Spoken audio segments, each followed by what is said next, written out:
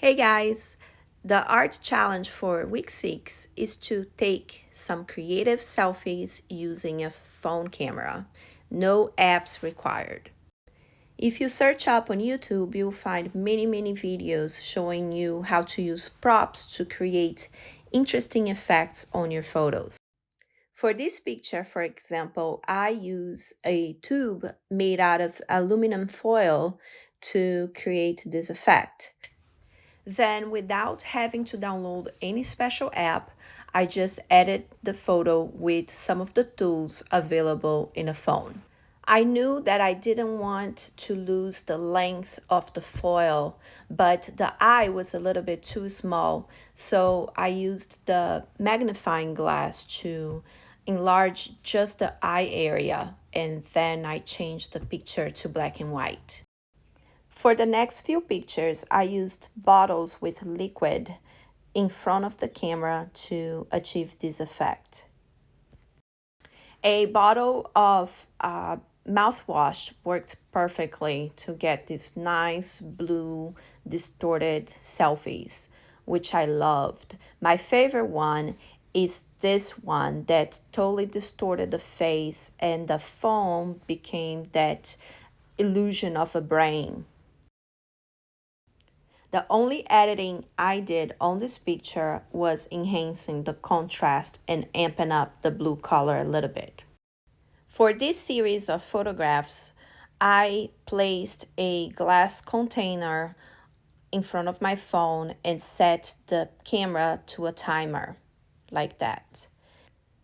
I loved the distorted effect it created.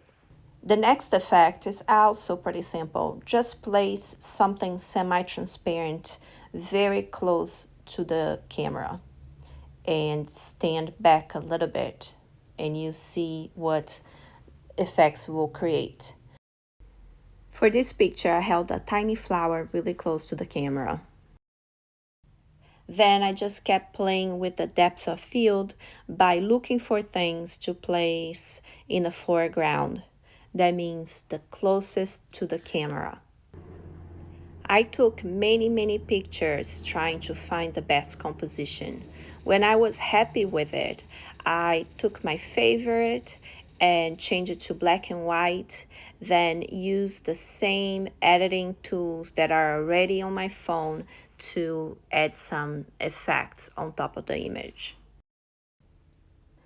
I was inspired by the lines the ball moss created in front of my face, so I used a highlighter to create some more lines, but I made sure to create emphasis on the eye that was uncovered by the moss by not letting my highlighter cover it as well.